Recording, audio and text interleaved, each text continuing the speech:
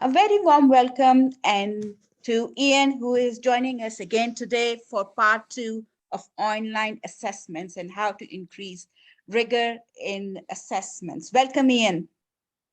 Hello, Maria. We are really grateful for you to join us again today to expand more on what we had discussed in our episode one of the assessments in rigor. My pleasure. So, Ian, you gave us a great insight in our part one about rigor in assessments and online. And uh, we are sitting again today because I think there's how many episodes we have with you. It's not enough because there is so much to talk about, to discuss about online assessments and how to increase rigor, Yeah, that it will take, yeah. decades and decades to cover. Well, let me harness my emotions here around assessments and narrow our thoughts around our first thought of the day is how has Cambridge assessment helped assessors to achieve reliability and validity in the results of the test taker? I remember you spoke about the framework. That was one of the things that Yeah, Cambridge has helped the test takers to, start their basis yeah, on reliability of the tests. So if you'd yeah, like to expand around that, please. yeah. Sure. So, in our last podcast, we talked about this idea of validity, reliability, impact, and practicality. And for those who didn't listen to the first podcast, basically, validity means, does the test do what we want it to do? So if it's placing students on a course of study, does it do that? If it's an end of course assessment, does it cover everything that they need to answer in order to graduate? Is it reliable? One of the most important areas. So, first of all, is it fair to all candidates taking the test? And Mm, does the test always perform in the same way? So, if you were to take the test a number of times, would you get the same results? And the impact of the test, how are the results being used? And also practicality. Is it being delivered in the right way? Is it the right length? All those kind of things. So this model, this VRIP model, is something that's been developed by Cambridge. It's part of the approach that we use in creating language assessments. And as you know, we've been in the business for a long time, more than 150 years now, yes. and we have the largest research team of any assessment board in the world, and so there is a huge amount of work that goes into ensuring that our tests are valid and reliable. Hmm. But one thing that I mentioned in the last podcast that I'd like to tell you a little bit more about is the concept of pre-testing. And what this means is, before any questions, we call them items. So if I refer to items, I mean questions, and Yes. vice versa. So before any items go into our exams, be them paper-based exams or online exams, we use a pre-testing model, which means that students of the right level will see questions either as part of a live test, or sometimes we run separate sessions just for pre-tests, whereby we basically test to make sure that the questions that are in that exam are of the right level Hmm. of difficulty, that the student the answers and the distractors are the right ones, that there are no alternatives that could be used, that the Hmm. students are not confused about the questions that they're being asked, and that there are no errors in the question. And by error, I mean, other than the student getting the question wrong, is there anything else which could make them get the question wrong? So things like, it's too difficult, it's a complicated question, it doesn't make sense, there are Hmm. alternative answers, etc. And so once we've done that pre-testing, once we get the results back from the students, Hmm. then we do what we call an item level analysis, and we look at the difficulty and the reliability of each of those items. Now, I'm not going to go into detail of how we do it, because that's the job of the research team. But in order to do that, or as a result of doing that, we are able to create an item bank, and I spoke about item banks a little bit in the last podcast. So basically, what that means is back in Cambridge, we have an online system where we have all our test items stored. So those are items, and they are differentiated by the level. So are they A1, A2, B1, B2, C1, C2 type questions? The skill that they are testing. So is it reading, writing, listening, speaking, grammar, vocabulary? The type of question it is it a multiple choice question, for example, or for anybody who's seen our exams know that we've got lots of different item types, and gap fills, or short texts with questions, or long text with questions, for etc. And then the topics that are covered. And as part of that, we also have the analysis of the level of difficulty and reliability. And then when we create the exams, and again, it varies whether it's an online test or whether it's one of our sort of paper-based qualifications, how the questions go into that exam, and we then work out the overall difficulty of each of those exams. And that means that each year, when students take those exams, they can be confident that the exam that they're taking, it will be the same experience for everybody. Everybody has the same possibility of doing well. It's fair for everyone, and they can be confident in the results that they get. So so I think by using that process, assessors can be confident that the exams that they deliver from us meet those requirements that I've just said. Or use the framework if they're not using your assessments exactly. So they can use they follow the framework to increase rigor in their in-house assessments that are used.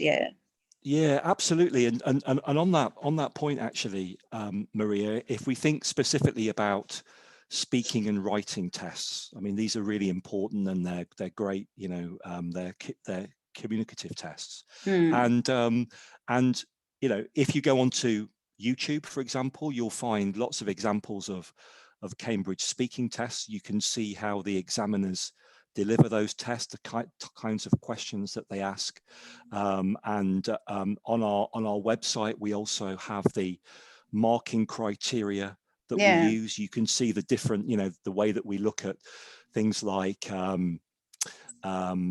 pronunciation, use of grammar and vocabulary, fluency, turn taking, how well they answer the question. So you can see the framework that we use, and that's certainly something that other assessors can use and can learn from if they're creating their own tests. The other thing that I should say that's really important, especially around speaking and writing tests, and the marking of speaking and writing tests in particular, is making sure that all the examiners who mark those exams are standardized. So and what that means is that you and I, Maria, if we were working as speaking examiners, we have to ensure that we both mark to the same standards, and that we say the same things and we think the same things about the candidate's level of ability. And that's actually really difficult to do, because I can standardize myself and you can standardize yourself to always mark in the same way. But the difficult thing is to ensure that you and I both mark in the same way. And so, and that's basically done through, we at Cambridge do that through training our examiners. They have to attend training sessions every couple of years. They have to take an assessment themselves to make sure that they're all marking to the same standard, and we have lots of training materials that we use for that. So I think that's the other really important fact, the standardization of exams, and again, they need to be standardized in order for them to be fair. And at the end of the day, that's the most important thing, that they are fair to all students, and all students have the same opportunity to do well. Definitely, yes. So the thought you shared about using the criteria to mark these tests to have, very reliable results and standardization. But at recent times, there has been a shift and a tilt towards having a holistic marking rather than following a rubric to check the assessments, especially for speaking and writing. So what do you think? Is it a wise step to go to holistic marking, or it is still very important to follow a fixed criteria to mark assessments? I think it's a very good question, and I don't think there's one answer really. I think it all comes down to how the results are being used and what you are trying to achieve by taking the exam. So I think having a holistic approach is a good one, but I think you still have to understand what it is that you are looking to assess. What is it that the candidate has to show us in order for us to understand whether they are able to complete that task at the level that we want them to do that. And I think that's why it's important to, when I talked about speaking tests and the fact that we look at elements like fluency, pronunciation, use of vocabulary, communication, turn taking, etc. I think you have to have that in mind, whichever methodology you use, to determine the standards that you want the students to achieve. And I think that's why things like the CFR and the Cambridge English Scale are really important, because they help to justify why students have obtained a certain score and are seen to be at a certain proficiency level. True, exactly. So they can be times like formative assessments can have a holistic review of the assessment, where summative really needs when there is a progress, especially in proficiency and levels when in more academic courses. So we cannot totally shut that factor down, that we should stop using rubrics and go into holistic marking. So absolutely. But I love holistic, the holistic approach as part of day-to-day classroom study to check progress, etc. I think it's a really good way of doing it, and gives the teachers a lot more freedom as well. Yes, that's absolutely true. So in going back to Cambridge assessments, and I know Cambridge has a vast research in online assessments as well. So in your experience, the test takers, the most challenging factor they are facing is not even just the test-taking environment that has become on. I know we spoke in the last episode when he said that things were familiar for them to be online and they found it at ease to go, but some still prefer paper-based tests. They like writing because they're very slow in writing and things like typing for the fact. And again, then we talked about having the element of cheating coming in online things. That was just, we spoke more about the listening skill at that time. So can you highlight some of the challenges that the as general that you can see around the reliability of online assessment among other skills besides listening? Yeah, sure. So it's really interesting that you mentioned writing there, and that some students prefer to actually use pencil and paper to write their answers as opposed to the keyboard, and I guess that really depends on, as you alluded to, the familiarity that they have with using a keyboard and actually using a standard English keyboard as opposed to the keyboard that they might use in their own language, which might be one of the issues. But I think another problem that we have specifically with writing and speaking, but I think it's more of a problem with writing, is whether students actually answer the question or not. And that sounds like a really, really simple thing to say, but you would be surprised at how many students we see going into an exam room, perhaps with a model answer in their head, and regardless of what the question is, they've thought of an answer, and perhaps they've got an answer online, a model answer, and they use that with the writing test, and we've seen it with the speaking test as well. Yeah. And I think if you are using a human rater to mark those tests, or if you have the ability, as we do at Cambridge, to mark both using auto marking technology and human raters, both of them together, it's pretty easy to pick up those kind of errors and the sort of cheating that students do. But that is certainly something that you have to be aware of. And I think one of the other problems that we face with online tests is about times and time limits. So to give you an example, with one of our online tests, LinguaSkill, you have the option either to have the test timed or not timed. And if the test is timed, because there are two parts, there's a listening part and a reading part, we find that students normally spend too long on one part, and then they don't have enough time to finish the other part of the test. Yeah. And but the flip side, the flip side of that is if you don't have a time limit, students can potentially spend hours and hours on their test, and that isn't a particularly good thing either. So you have to strike a balance between the two. So I think timing and the length of the test is another really important factor as well. Yeah, there are other factors like anxiety and stress, and again, the time management is obviously one of the things where students' results don't reach to the mark. But again, it's depends which country they belong to, which language. Was it a second language for them?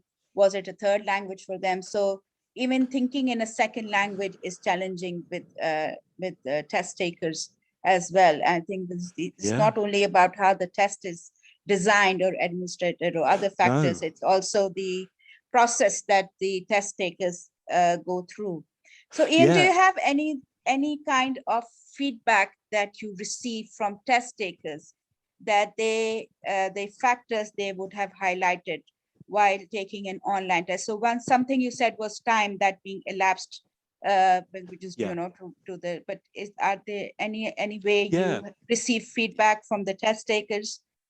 Yeah, absolutely. So I think just to address your earlier point about it's really interesting to see how students from different parts of the world perform in assessments, and a lot of that is based on the teaching methodology that they use. So obviously there are characteristics of people from different parts of the world, stereotypically in some cases, but also the methodology. So we know that in some countries, students really focus on their writing skills, but their spoken communication might not be as good. And the alternative is that we know that there are other parts of the world where students communicate very well in spoken English, but their writing skills might not be so good. So that's one factor. But going back specifically to your point, is that the one thing, the feedback that we get from students don't like it when they see questions which they are either unable to answer because they're too difficult, or that they are too easy. And so something that we've developed at Cambridge is called adaptive testing technology. And what that means is that with our online tests, we have a powerful algorithm that controls the questions that the students see, so that they, if they get a question right, the next question is more difficult. If they get that question right, the next question is more difficult again. If they get that wrong, and we found that using that methodology is a really motivating factor for students, and we get really positive feedback from students saying, I really enjoyed my test because I found that the questions were challenging, but I was able to answer them. And the fact that they've enjoyed the test affects their motivation. Motivation is key to everything. Definitely. And they have and they have a better chance of doing well. I think the other thing is being careful about the topic areas that students see. You want students to be engaged with the material that they read, or that they listen to, or that they have to write about. So it's important that you think about the types of students that you are testing, and make sure that the questions that they have are of the right level. I can give you a good example of this. Maybe 20 years ago, we only had qualifications that were developed for adults. So things like B2 First, C1 Advanced were tests that were designed for students 18 plus. But then we found out that actually those tests were being used much more widely in secondary schools. But students liked the exams because they were at the right level. They used a communicative approach. It was a very nice experience for them, but the topic areas in the exam were too challenging for them because they hadn't experienced the things in their life that were in the exam questions. And so what we did was to create versions of those exams specifically for school-age children, so that the topics that they would answer would be familiar to them, and that would give them a better opportunity of doing well. So I think that's really important too, thinking about the topics that are covered in the exams. Yeah, I couldn't agree more, because I remember there were times when I was at that age of giving such tests. And of course. I remember reading about history, which I didn't even have a clue about in an English test. And I was saying, why would they give me something about history when it's an English test, you know? Exactly. And yes, again, the motivation was gone. And I told my mom, well, I left it and I came home.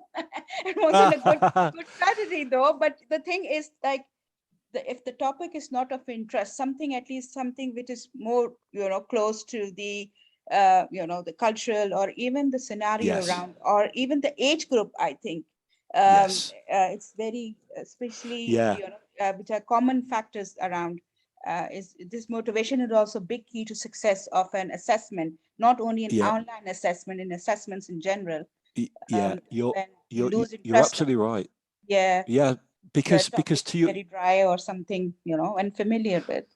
No, that's right, Maria. And to your point, we have to remember that these are not tests of your general knowledge or tests of your knowledge of global history. It's an English assessment. So whatever topics are covered in, and I'm thinking specifically about reading, listening, and writing, really, they have to be bland enough so that anybody could answer those questions without any specific knowledge, but also, as you said, to the audience, interesting enough for the audience so that they can actually answer those questions. So if it's a test for students at university, don't have lots of questions in there about their working life because they haven't started that yet.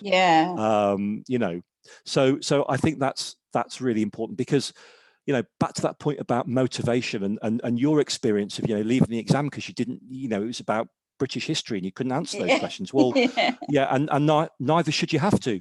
But so it's we want to motivate our students. We want them to be interested in what they're doing as far as they possibly can. Yeah, true. So in going back to the factor of distractors, something over the years, what I have experienced with my students and test takers in general, there is one distractor we have started using a lot, something all of the above. and there is another yeah. distractor that is not given. Yes, yes. And your thoughts about both of these distractors, not given and all of the above. Right. Okay. Well, yeah, it's really interesting because so normally, as you alluded to, you know, maybe you would get 4 options and one of them would be right, or as you said, nowadays we look at those options and see whether they're all right or none of them are right.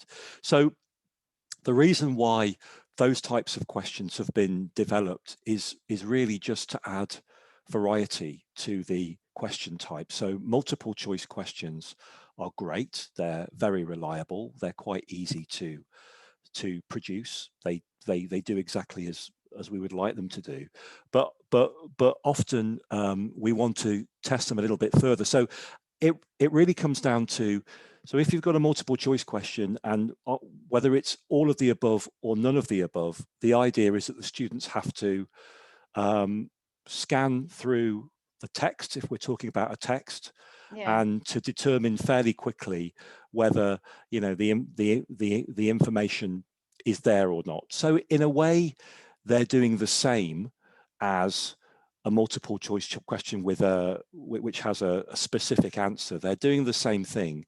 It's just adding more variety. However, I guess from the question, you would say that your students find these particularly challenging. Would that be the case? Challenging, and I think for me, being anxious and not having, you know, we already, you know, there's the nerves kick in for the exam. You know, the word exam itself is to scare them off and have them sleepless nights days before. And for me, questions, I know they are, like you said, for variety, or some may argue it is for enhancing their critical thinking skills. But for me, if anything that adds anxiety to a test taker should not be practiced as frequent. I don't know, that's my point of view. No, I agree. And I guess what I would say in response to that is going back to the pre-testing model that I described, and the fact that, you know, we are looking at each question to make sure it performs in the right way, to the right level of difficulty, and that there aren't any alternative answers to the ones that we're expecting the students to give us. I think as long as you ensure that that process is followed, then we can justify using questions like all of the above or none of the above, because we can prove that they are of the same level of difficulty. But I take your point, and I guess what advice I could give is that, you know, I always say that students should try to practice the questions that they see in the exam as often as possible. I really think that the use of past papers is very important, that teachers should try to focus on the different question types and give the students lots of practice in them, so that when they do take the exam, they aren't unfamiliar. And there shouldn't be anything in the exam which is unfamiliar or a surprise to the student. So, you know, at Cambridge, we always produce a teacher's handbook so that it gives lots of information about, you know, what's the structure of the exam, what are the different question types, which papers those question types will appear in. And therefore, you know, that helps to reduce the students' anxiety, because they know what's going to be in the exam. Now, it doesn't mean that they won't find certain questions more challenging than others. I mean, you know, that varies from student to student, but what is important is that they get the opportunity to practice the exam as much as possible before they take it, so there are no surprises. True, yeah. I think that then going back to your suggestion earlier, is the methodology that reflects back to the test results. And when students get nervous and more anxious, where they're not aware of these kind of items in their formative assessments or in their coursework, and not practicing, as practice makes someone's perfect, right? So if you're not practicing, absolutely, and not going through that thing, and that's where the anxiety also builds up. I always give the analogy of learning a musical instrument. So nobody can pick up a musical instrument and and play it. Mm. Everybody has to practice, no matter how good they are. They have to practice, and practice really does make perfect. And as I said, it means it reduces the surprises that students will have, and it also gives them more practice in the communicative skills that they will need to use, both in the exam and in their daily life using the exam as well. So yeah, students should be aware of all the different question types, and there should be no surprises. There should be no question types in the exam that they haven't been made aware of previously. So what I understand, Ian, correct me if I'm wrong. So it is, I think, responsibility of both the item writers or the people who write the Yes. assessments and tests, and the test takers, to have a balance of understanding how different kind of tests function, how different kind of items and the variety of items come in the assessments, to to add more rigor and reliability in the test. Do you agree with me? Yeah, I absolutely agree with that, and I think as well we need to factor in the importance of the teachers as well, to ensure that students are made aware of what's in the exam, and have the practice that's required. But I think going back, talking specifically about the item writers themselves, I mean, at Cambridge, all our item writers are very experienced ELT professionals anyway. So they've been in classrooms, they know the students, they know the levels, etc. And we aren't creating lots of new types of questions every year. Often, we do develop new question types, but there are also many standard ones as well, and we've talked about some of these. So I think students just need to be aware and do that practice. Exactly. Yes. Thank you so much, Ian. So we to the final thought of today's podcast, Ian. Yes. In your view, to what extent rigor can be achievable for online assessments? Okay, I think rigor can certainly be achievable in online assessments, but I think first and foremost, we have to think about what we're aiming to test, what level the students have, and ensuring that the questions that we develop are of the right level. That's one thing. And I think then, and we spoke about this on the last podcast, it's making sure that the experience is the same for all students. So that's not just about the exam itself, but about the test day experience, the hardware they're using, the use of the internet, if it's an internet test, etc. Yeah. Then thinking about making sure that the test is delivered securely, so that we can limit the amount of cheating, and that can be done online to a very high degree. There are lots of remote proctoring providers out there. You could have exam sessions using the webcam as well, ensuring that you have a large enough question bank or item bank so that you can vary the questions that students have, so that if students do go in and memorize the test that they've taken and then post those questions or answers online, that the next student taking the test is going to have a different set of questions, so that we can avoid cheating. So there are a lot of aspects to consider, but I think it certainly is the present and the future of testing. I think we're going to see more and more online tests as time goes on. And I think if COVID has taught us one thing in the world of assessment, it's about how the importance of flexibility and delivering tests remotely is going to be even more important in the future. Definitely, yes. And I think COVID has changed a lot in the educational arena, and not only in testing. I think teachers all around the globe have really understood that they had to upgrade their skills. And just to even teach online was something challenging. And absolutely. Yeah. Gosh. Well, thank you so much, Ian. My pleasure. We ran out of time, and It is always a pleasure to have you, and we have learned a lot from you, and I hope our listeners will benefit from all the your suggestions and your experience and expertise you have put forward to us today. Thank you so much, Ian, for sitting with us today for this podcast. And thank you so much as well, Maria. It's always a pleasure to talk to you. You always ask me very interesting and stimulating questions, and it's really my pleasure to talk to you today as well. So thank you so much as well. I appreciate that, Ian. Okay. Bye for now. Bye-bye.